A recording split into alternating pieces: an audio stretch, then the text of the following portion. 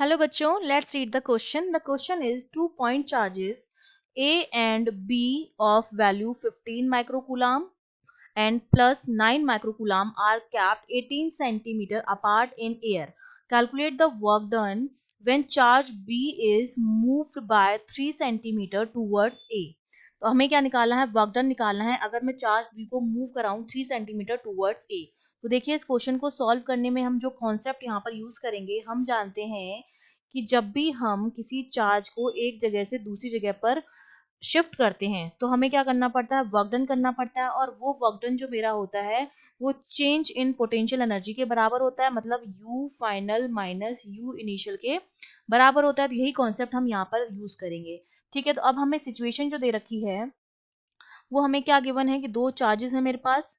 ठीक है, एक 15 माइक्रोकूलाम का है और एक 9 माइक्रोकूलाम का है। इनिशियली उनके बीच की जो डिस्टेंस थी वो 18 सेंटीमीटर थी। अब हमने क्या किया, ये सपोज ए है मेरा और ये बी वाला है। उसके बाद हमने बी को, इस वाले को मूव कराया है 3 सेंटीमीटर टूवर्ड्स ए की तरफ। हम यहाँ तक 3 सेंटीमीटर तक लेके गए, ये डिस्टेंस है 3 सेंटीमीटर। ठीक है, अब बी मेरा कहाँ आ गया, यहाँ पर आ गया है। तो अब जो डिस्टेंस है ए और बी के बीच की वो 18 माइनस 3 मतलब 15 सेंटीमीटर है। ठीक है, तो यहाँ पर जो पोटेंशियल एनर्जी होगी वो तो यू फाइनल होगी, यू इनिशियल होगी सॉरी, और इस पॉइंट पर जो आएगी वो हमारी यू फाइनल होगी। ठीक है, तो अब हमें Q1 और Q2 की वैल्यू गिवन है, R1 और R2 की वैल्यू भी हमें पता है। R1 जो मेरा है वो तो हमारा 18 सेंटीमीटर के बराबर है, तो 18 इंटू 10⁻⁻2 मीटर के बराबर।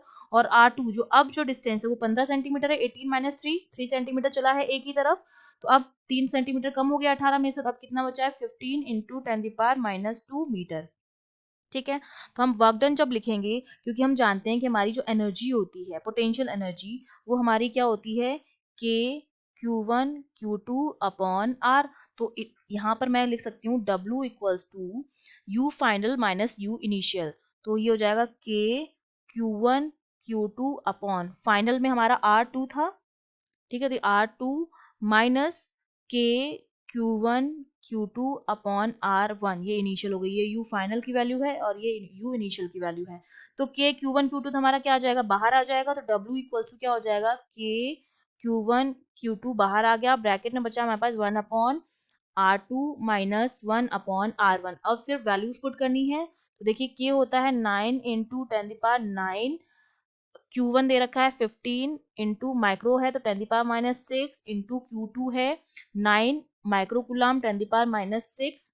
R2 की जो वैल्यू है वो हमारे पास कितनी थी, 15 into 10⁻⁻2 minus of 1 upon R1 कितना था, 18 इंटू 10⁻⁻2।